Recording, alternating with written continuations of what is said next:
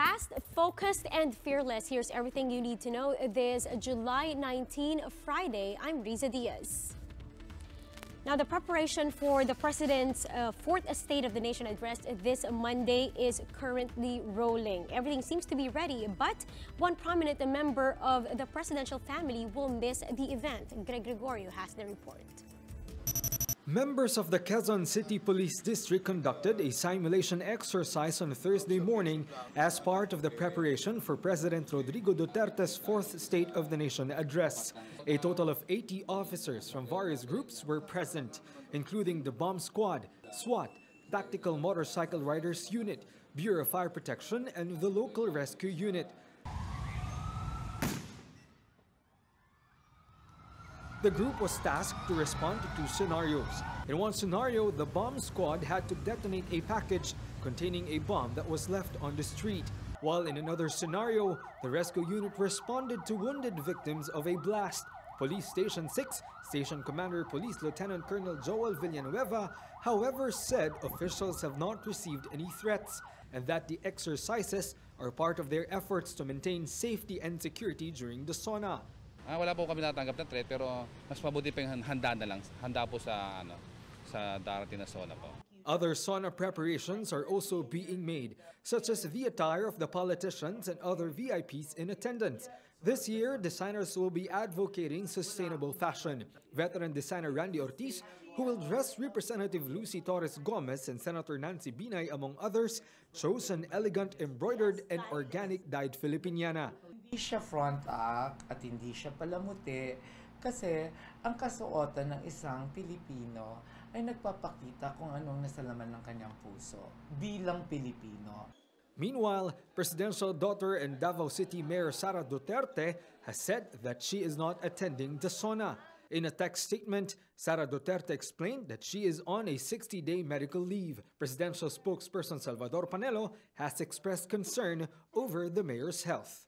Ngayon ko lang narinig na may medical condition siya. Considering the... Baka tungkol na naman dun sa kanyang need. Di ba? Usually, pag mga anak siya, nagkakaroon siya ng medical condition. Considering the... You can only pray for her safety and or recovery from whatever illness that she is presently suffering. For News 5, Greg Gregorio, we are One News. The activated TNVS operators have started lining up at the LTFRB to process their papers for operation again. But the drivers would say that the process is still very complicated and confusing. Here's Greg Gregorio with the report. Hundreds of transport network vehicle service operators lined up early at the LTFRB to secure slots for the processing of documents needed to operate. Transport network companies have started deactivating TNVS units with expired Certificate of Public Convenience or provisional authorities as the LTFRB intensifies its anti-colorum operations. Hindi naman kami pwedeng umatras. Ay kung magbiyahe ka, mahuli ka, 120 mil, tutubusin mo. Oh. Yung pangkain nga, panggastos nga araw-araw, wala kami, yung pakayang pantubos. The LTFRB said the validity of the stamped documents has been extended to 3 months. The LTFRB said it is now instituting changes to make processes as seamless as possible for operators. Ginagawa po natin dito para ma-expedite lang din kasi sinasabi nila it's taking time. Kaya ang ginawa na po natin dito by the board's approval na we will just make a stamp muna. Interim, this is an interim measure to address that.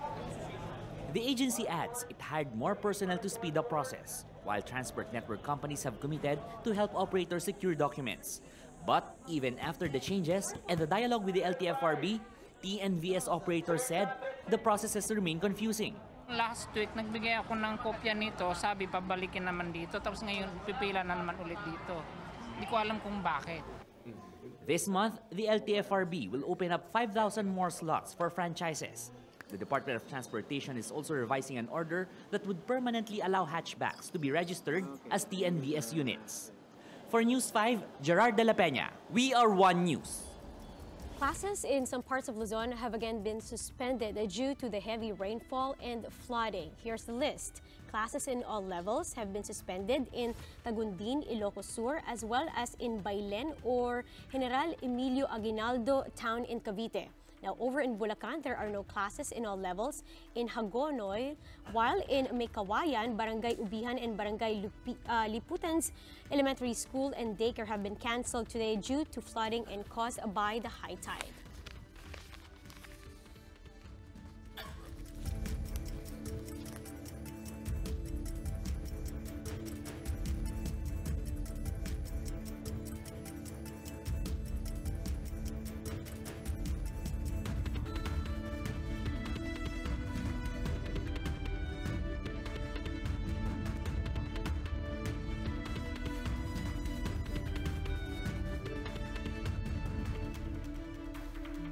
Now let's go to Pag-asa to check on today's weather. We have with us from Pag-asa Weather Forecasting Center, Mr. Ariel Rojas. Sir Ariel, good morning. Good morning, Riza. Ariel, we'd like to know the exact location of Falcon this morning. Tropical storm Falcon and the low-pressure area over the West Philippine Sea have both left the PER yesterday afternoon. As of 3 a.m., tropical storm Falcon was last spotted 775 kilometers north-northeast of extreme northern Luzon. That's over the East China Sea. Meanwhile, as of 3 a.m., the location of the LPA was 350 kilometers west-northwest of extreme northern Luzon. So both of these weather systems continue to pull in the southwest monsoon or the habagat, which will bring monsoon rains or light to moderate to at times occasionally heavy rains over Ilocos region, Zambales, Bataan, Batanes, Bubuin Group of Islands. These areas are still alerted against possible landslides and flash floods. Meanwhile, Metro Manila, Cordillera, the rest of Cagayan Valley and Central Luzon, Mimaropa and Calabarzon will experience cloudy skies with scattered rains and thunderstorms, especially in the afternoon and the evening because of the southwest monsoon. While the Bicol region, Visayas and Mindanao will now be expecting generally fair weather, still with possibilities of localized thunderstorms in the afternoon and in the evening. Gale warning still in effect over the coastlines of Bataan, Zambales, Pangasinan, La Union, Ilocos Norte, Ilocos Sur, Batanes, Bubuin Group of Islands, Cagayan, and Isabela. So fisher folks and those with small sea crafts are still not allowed to venture out into the open sea because there would still be big waves along these areas. Riza? Ariel, just to clarify, which one is really affecting the country as of the moment? Is it the LPA or is it the habagat, since we are still experiencing a lot of rains? Yes, it is actually the habagat that is presently pulled in by the low pressure area. Ariel, with this, the effects on dams, do we expect the water level to rise? We are not expecting a significant increase in the dam level. Between yesterday, 6 a.m. and today, there's been an increase of more than 1 meter in the Angat level, water level. But because we are expecting that the rains will be over Ilocos and the western side of Luzon this weekend, we actually would just be expecting some thunderstorms over the Angat reservoir. Finally, Ariel, are there other weather disturbances that Pag-asa sees coming in the next coming days? So far, we're not expecting any other weather disturbances that might form within or enter the Philippine area of responsibility in the next 2 to 3 days. Arisa, just a reminder, the LPA over the West Philippine Sea has a very high chance of developing into a tropical depression in the next 24 hours. And this will re-enter the PAR at the right part, or the top part of our PAR. But this will not affect the Philippine landmass. This is headed towards Taiwan and will just right away exit the PAR. Yeah, the State of the Nation address of President Duterte is on Monday. Do we expect the weather to be rainy? We expect fair weather on Monday, but in the afternoon, there would be high chances of localized thunderstorms. Thank you very much. That's Ariel Rojas from the Pag-asa Weather Forecasting Center. Now, Keith Thurman levels up his trash talking during the last face-off with Manny Pacquiao just before their fight. But the people's champ says, you know, it's nothing. And he shook it off, just had a smile for a reply. Here's Mark Zambrano with the story.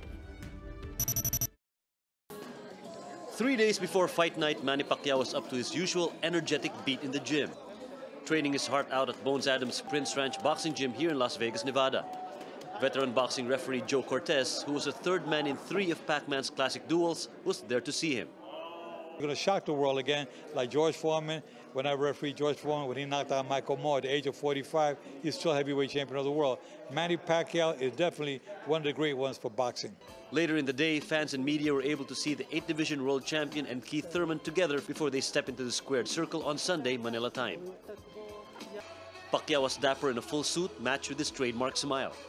Thurman chose a sporty route with his shirt, jogger pants, and kicks. And the Clearwater, Florida native wasted no time in letting the insults flow again.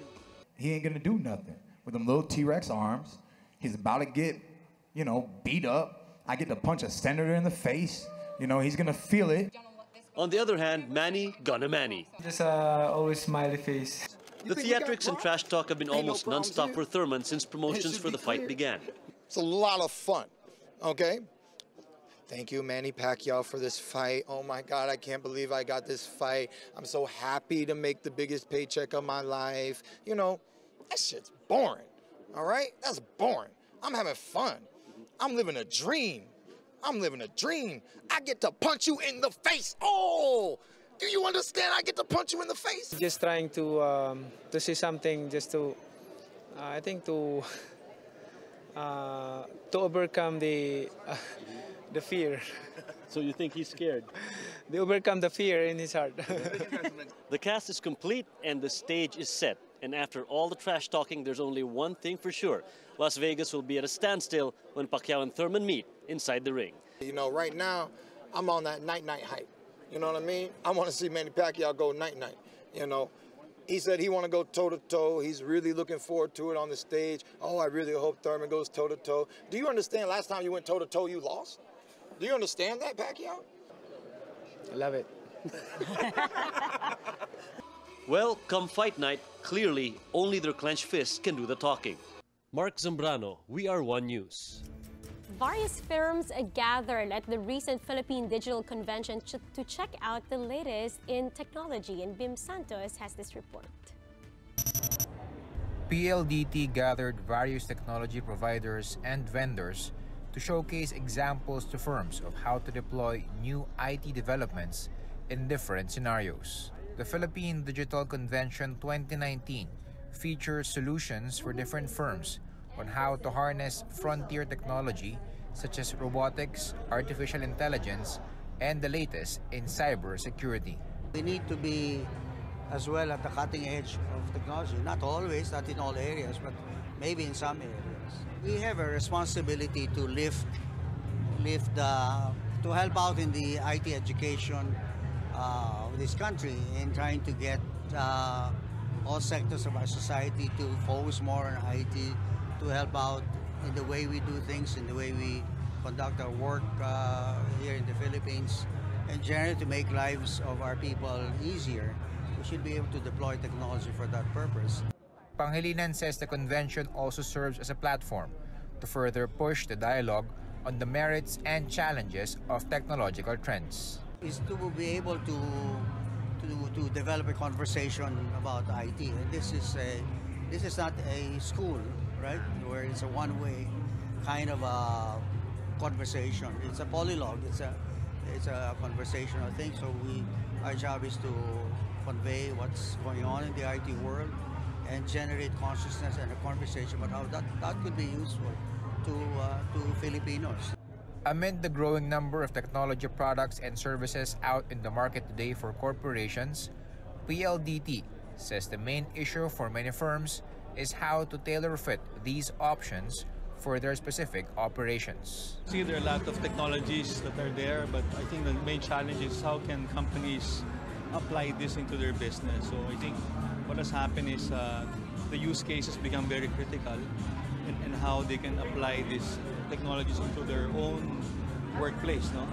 That's why we made this experiential in terms of a convention, because we wanted them to see.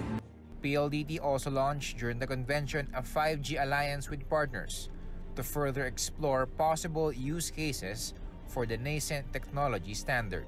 The 5G alliance is different because our approach is that we're working with partners and some of our customers to really develop 5G solutions that could be used in the local setting. And a part of that, the academy is actually also part of that. Bim Santos, We Are One News. TV5 Network Incorporated's franchise has been renewed for another 25 years.